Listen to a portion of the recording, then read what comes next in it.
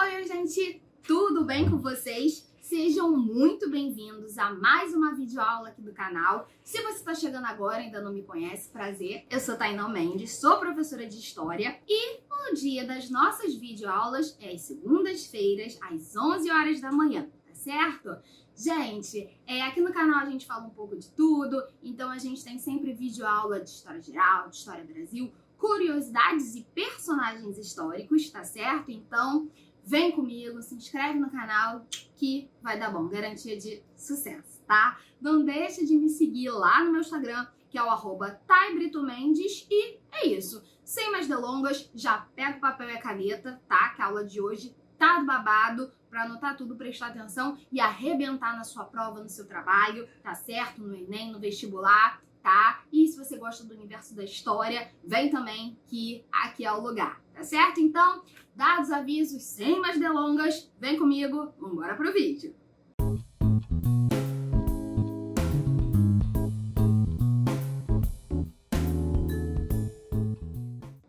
Gente, seguinte, a videoaula de hoje é a continuação da última videoaula, tá certo? Que foi sobre o segundo reinado, tá? O governo de Dom Pedro II, né? Então, estamos trabalhando aqui a questão da história do Brasil, tá? E eu vou continuar falando para vocês sobre o café, tá? Que foi muito importante, tá? O principal produto de exportação, sustentou a economia brasileira durante todo o segundo reinado. Então, eu introduzi na última videoaula, tá? A gente acabou o vídeo, para o vídeo não ficar muito longo, a videoaula não ficar cansativa, e estamos retornando a partir de agora, tá? Então, vamos relembrar o que a gente já falou do café e vamos nos aprofundar mais um pouquinho, tá? Então, vem comigo entender a economia do café. Gente, como eu já adiantei, tá? O Brasil, né, era o produto que sustentava a economia brasileira durante todo o segundo reinado, tá certo? O café, gente, se estabeleceu como o principal produto de exportação do Brasil, tá? Durante o século XIX. O café deu muito certo aqui porque a gente tinha terras propícias, né, para o plantio do café. Tá? Então a gente tinha o solo e o clima favorável. O café, gente, essas plantações aí, as fazendas do café, a gente vai ter na região do Vale do Paraíba, tá? Que é composta pelos estados do Rio de Janeiro e de São Paulo, tá certo? E eu vou falar pra vocês. Aqui no Rio de Janeiro, tá? A gente vai ter as cidades de Vassoura, Valença e Barra Mansa. E no Oeste Paulista, a gente vai ter, né, as cidades de Bragança, Itu, Campinas, Ribeirão Preto, Sorocaba e Bananal. Tá? Então são essas as cidades aí que compõem o Oeste Paulista e que tinham essas fazendas do café. E, gente, é muito interessante, quem tiver a oportunidade de visitar aqui no Rio de Janeiro, tem fazendas de café que fazem passeio, tá? Então que você pode ir lá visitar, conhecer a história daquela fazenda, daquela família que morou ali, né? Do barão do café que era dono de toda ali aquela fazenda, de toda aquela região. Então, assim, é um passeio muito interessante, né? Que vale a pena. Não sei se tá tendo agora por causa de pandemia, acredito que não, mas com certeza quando tudo se estabilizar, amém, Senhor, né? Vai voltar aí um passeio muito legal que vale a pena para você conhecer aí tudo sobre o período do café, sobre a história, né, do Brasil aí durante o segundo reinado, tá? Então, hashtag fica a dica. Gente, o que acontece? A mão de obra que vai trabalhar, né, no café é a mão de obra escrava, tá certo? E mais do que a mão de obra escrava, a gente vai ter também aí a chegada dos imigrantes, tá? Dos imigrantes europeus, sobretudo, gente, os imigrantes italianos, tá? E da Alemanha. Eles vão vir aqui pro Brasil, tá? E vão trabalhar nas plantações do café. E aí você vai me perguntar, Tainá, mas por que esse trabalho não ficou somente a cargo dos escravos? Porque a partir do ano de 1850, já adiantando, né, o que a gente vai trabalhar mais lá na frente no tópico de cultura e sociedade, a gente vai ter uma lei chamada Eusébio de Queiroz, tá certo? Que vai proibir o tráfico negreiro aqui no Brasil. Então, a gente não vai ter mais a chegada de navios negreiros, né, vindos da África, com os escravos para trabalhar aqui nas plantações do café. Então, a gente vai ter escravos somente os que já estavam aqui no Brasil. Vão ver, inclusive, a gente vai ter uma política, né, de tráfico interno de escravos. Então, muitos escravos, né, que trabalhavam para o açúcar, né, nos engenhos do açúcar, lá no norte e do nordeste do país, engenho esses, muitos que faliram, como a gente viu, né, lá quando a gente trabalhou a questão da Revolução Praieira, né? Se você não viu, assiste aí, volta uma videoaula, que foi a videoaula da semana passada. Esses escravos vão vir para cá. Mas mesmo assim, a mão de obra escrava não vai ser o suficiente, sabe? O café tava bombando, então a gente vai precisar de mais mão de obra para trabalhar. Então vão vir os imigrantes, né? Sobretudo da Itália e da Alemanha, que vão trabalhar aí nas fazendas, né? Para os barões do café. A condição, gente, de trabalho, né, dos imigrantes, apesar de ser uma mão de obra assalariada, era muito ruim, se assemelhava à questão da escravidão, porque o imigrante, quando chegava, né, aqui, né, na região do Vale do Paraíba, para trabalhar nas fazendas do café, já chegava devendo, porque ele tinha que pagar, né, para o barão do café, né, o senhor que contratou ele, a viagem, os custos com essa viagem, né, ali o espaço, né, que ele estava morando, a comida que ele comia. Então, assim, era um trabalho muito pesado, muito duro, muito difícil, né, e os imigrantes, eles tinham uma vida, né, semelhante, né, à escravidão. Era um trabalho, né, muito puxado. Os barões de café eram os grandes fazendeiros, donos aí das plantações, das fazendas, né, do café. Eles recebem esse título de barão, né? Barão é um título de nobreza. Grande parte desses barões do café vão ser metidos com política, né? Porque dinheiro, poder, né, política são coisas aí que estão correlatas, né? Estão relacionadas. Então, muitos desses barões do café, né, vão ser metidos aí com política, né? Vão ter cargos políticos. A gente vai ter um crescimento do café a partir da década de 40. O grande boom do café vai ser nos anos, né, de 1850. No ano de 1850, a gente também vai ter a chamada Lei de Terras, tá? Que é isso? Antigamente, as terras eram tudo dadas assim, sabe? De boca. Então, vai ser uma exigência aí da elite que você tinha que ter um documento, né, assinado por juiz para comprovar que aquela terra, né, era sua. Eles estavam com medos, né, a elite, porque veio aí uma imigração em massa, né, da Europa para cá, e estavam com medo aí dos imigrantes terem o seu pedaço de terra, né? Então agora, tendo esse documento, você tendo que comprovar que pagou a terra, né, que aquela terra é sua, né, tendo que ter este documento aí, ficava mais difícil, né, dos imigrantes conseguirem comprar a terra. Então, essa questão, né, essa lei de terras aí foi uma exigência da elite, né, cafeicultora da terra, que você tinha que provar, né, você tinha que ter o documento, né, comprovar que você pagou, que aquela terra ali era sua. Gente,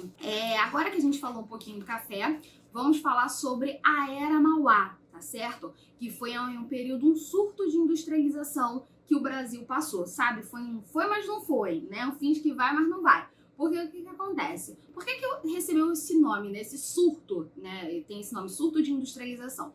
Porque foi um curto período de tempo, né? Foi uma tentativa aí do Brasil se tornar um país industrial, mas não foi para frente. Isso vai acontecer algumas décadas depois, tá? Quando o Brasil já é uma república. O grande responsável, né, por trazer industrialização para o Brasil foi o Barão de Mauá, o Irineu Evangelista de Souza, era o nome dele, ele era gaúcho, mas veio aqui para o Rio de Janeiro muito novo, aos 9 anos, ele era extremamente inteligente, tá? Um visionário, capitalista, ele era abolicionista, né? Ele era contra, né, a escravidão, e assim, ele foi um homem muito inteligente, muito à frente do seu tempo. Ele trouxe para o Brasil as ferrovias, tá? Ele mandou construir as primeiras ferrovias. Ele era banqueiro, então ele constrói, né, o primeiro banco, né, do Brasil no ano de 1851. Ele que coloca a iluminação a gás, né, na rua, né, nas ruas públicas. Também isso vai acontecer no Rio de Janeiro, tá? Ele vai promover também, gente, a canalização de rios. Ele fez navios, né, a vapor, tá certo? Ele constrói fábricas, ferrovias. Então ele foi um homem muito importante que colaborou demais com o desenvolvimento, né, do Brasil como um todo. Só que esses pontos, né, essas coisas aconteciam mais no Rio de Janeiro, né, porque toda a corte, todo o império estava aqui, né, todo o centro político estava aqui no Rio de Janeiro, tá? Então esses grandes feitos do Barão de Mauá, ele também morava no Rio, né, vai acontecer aqui no Rio de Janeiro. O Barão de Mauá, gente, ele vai ter problemas com a elite, porque o que acontece? Ele era um visionário, ele era capitalista, ele queria trazer o progresso, a industrialização, né, a modernização para o Brasil. E os grandes cafeicultores, né, os barões do café, vão ser contra. Por quê? Porque quem trabalhava ali na plantação de café, como a gente acabou de ver, eram os escravos. Ou eram os imigrantes, que tinham uma condição de vida semelhante à escravidão. Tinham péssimas condições de trabalho, não existia nenhum tipo de lei trabalhista que regulamentasse